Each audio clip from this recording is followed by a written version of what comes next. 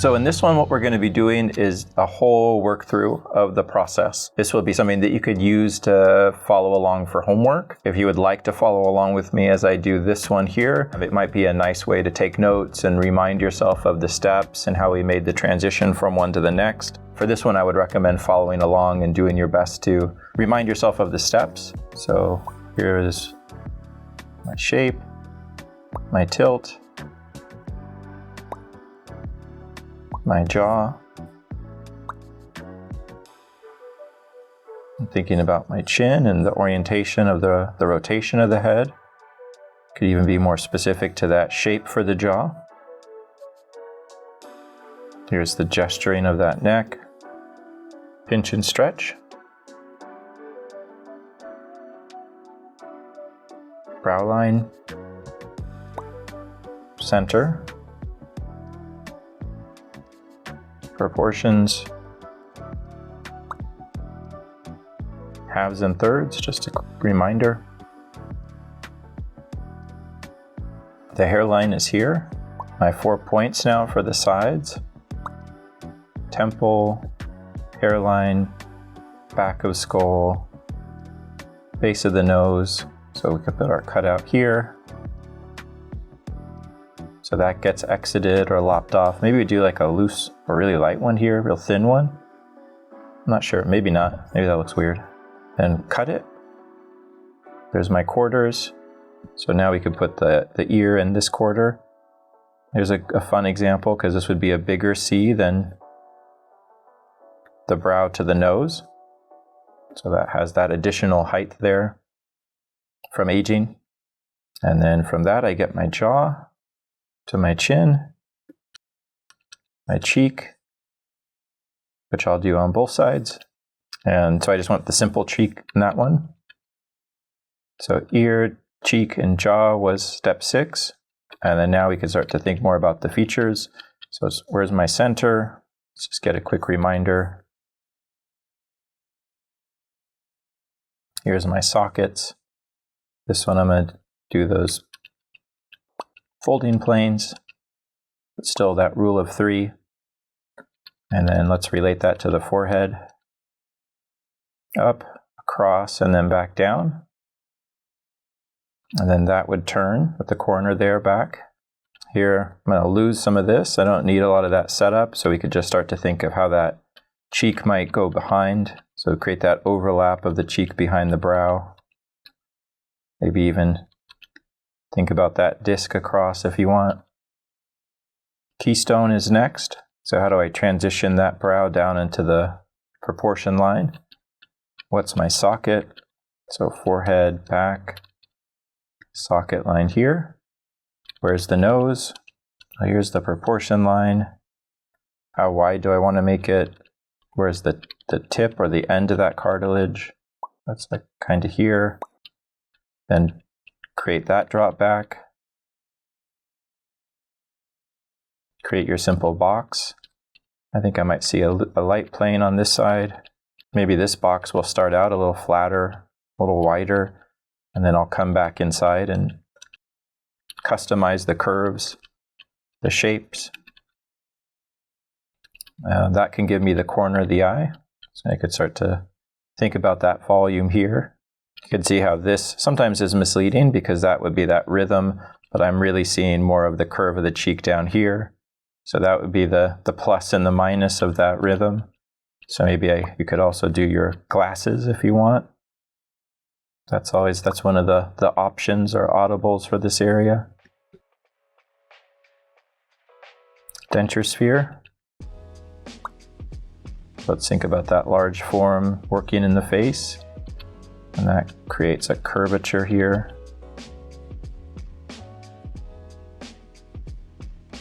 Here's my mandible. There's something that's interrupting that. I wonder what that was. For later, it's a good thing to keep in mind. Remember, what can make somebody look older if that directional line gets interrupted? Up to the other side. And then I get kind of ear shape over here. If you're interested in adding hair, I just think of it as a hat. Yeah, it's just I just use wrapping lines to bring a shape and kind of connect it around the head. So I would address it like, you know, like Barbie hair, like one plastic mold that's kind of rested on top of the head, mostly just so I could think of the design and the attachment, and then I could take that shape and start to carve it down or make it feel like it's planed in some way a little bit later. So that would be our construction stage. That's most of the important things that we looked at there. Let's keep that separate. Maybe you could reference that if you wanted. And then we'll also make it a little bit more minimal so it doesn't compete for anything that we're going to add on top. And now we'll start to add and play around with some of the features. So for the indication of the eye, so here's again, sphere. Where is it attaching? Center. If you want, you could start by sometimes just putting the pupil and iris first. You could even use that as a way to help like get the direction of your gaze. So you could try that and then put the structure of the lid on top. So there's my top plane.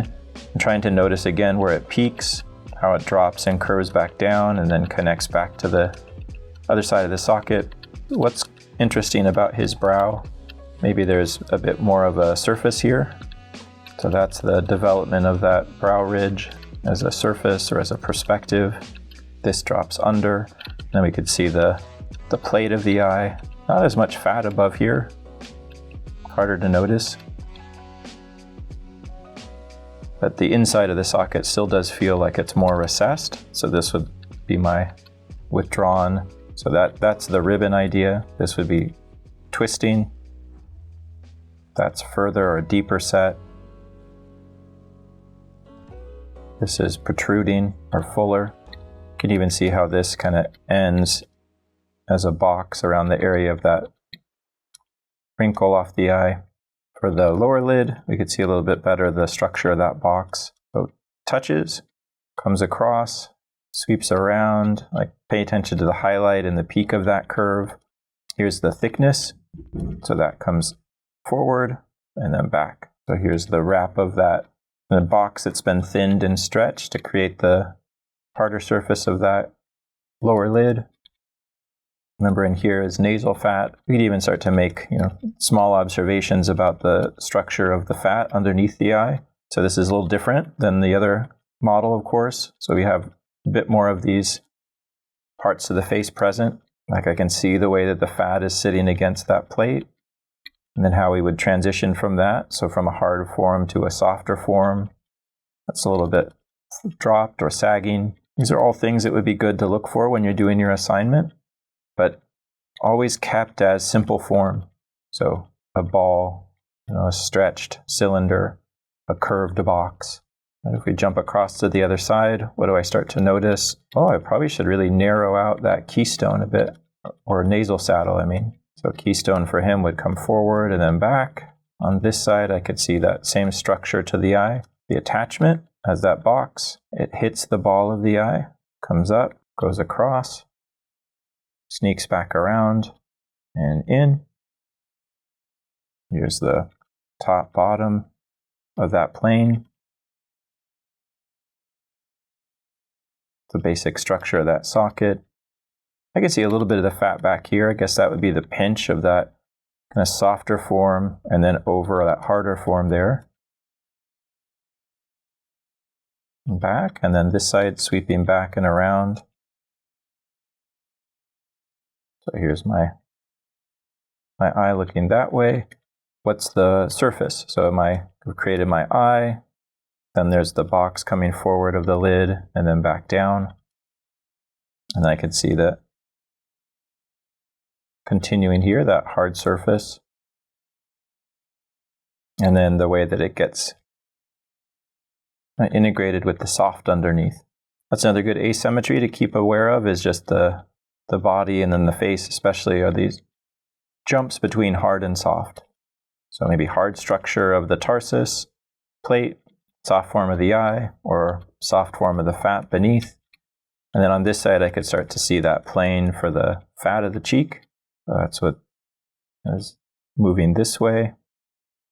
And what would that be as a perspective? That comes down and then it starts to fold out this way. And why would that happen? I think that's just because of the mouth. So we're thinking about the transition there. If we linger around the cheek a little bit more, here's a lot of what I was sharing in terms of the bone being more present now. So I get that line, and that would be that present turn on the cashew shape or structure of the cheekbone coming around. We have it on this side. So here would be look for light, maybe a top, and then our bottom, our plane change here. So you can see at this stage, I like to spend time around the feature, develop the feature, move down, and then, like I did on the other, I kind of jump around, look at the parts of the face, try to develop an awareness of the context. Let's do the nose now. So I'm going to pinch the box up here, because that nasal saddle looks to be really, really narrow and thin. We'll kind of thin this area out, and then it broadens. It gets wider towards the bottom. So you could use our same idea of creating that center line, if it helps. So center line of the nose. You don't have to try to draw it as if it's profile, although it's not a horrible idea. But it looks like it comes out, back, and then gets really full at the end again. So I'm using this line as just that template for the transition of the box into something more like what I would see. It's pretty full, and then it maybe turns back down in here. So how would we think of this? Well, I'm probably gonna broaden this. That's closer to the box I laid in, but then I think it gets even wider. So you know what makes this now. You know that there's cartilage here that can be of a different size, but maybe now you just take the planes of your box and start to make them larger or more slender. What matters is that you have the quality of interpretation that you want. And so that's still that top plane, right? I'm just changing its width so that it can resemble or have a different feel. And then this would be the end of that, what we described as a thought bubble. So there's that shape, and then all of this. So I'm just thinking now on my bottom plane. I think we'd lose this in shadow, but that's dropping back. Remember we talked about this box, then we brought it back up so that it created a thickness that pulled inside the nose. This would be moving towards that area of fat, more towards the back of the nostril. So let's think of that turn here. You can see pretty well on this guy's face that have that change, kind of back out and forward and then down again. So this could be the bell. Each little form is an opportunity for me to pause, think about one thing at a time in the structure, the larger structure of the nose, and then try to solve or understand a bit more about the perspective. So here would be the same thing on the other side. Now let's make sure the cheek matches here. So this would be our malar, and then that's kind of folding down. Maybe it looks like a box that's moving this way. And then that's tucking back and onto the mouth. And this is an interesting plane here, so maybe this comes out, down, and then onto the fat. Now we're at the kind of that plane of the cheek or that side plane. So I'm gonna start to bring shape and muscle down that way, or shape and fat. I'm not doing too much with muscle. But let's next do our lips. So we have the eyes, nose, and lips starting to develop up around the same time. So remember, for the lips, we can start by bringing down the philtrum shape if it helps. I'm doing that because I already comfortable with the way that the proportion line of my lips echoes a roundness, so it feels appropriate to that denture sphere. But if you don't have that, you'd check for that first. And then this is kind of flatter. It's not too developed, or I don't notice a big up and down. So maybe I'll just push it so I can remember to think about that. And then notice how much different that this individual's lips are to the last one. So this is a very slight or weaker M, less there.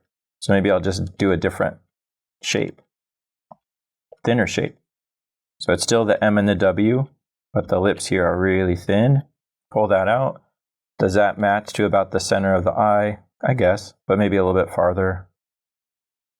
You could just sight it.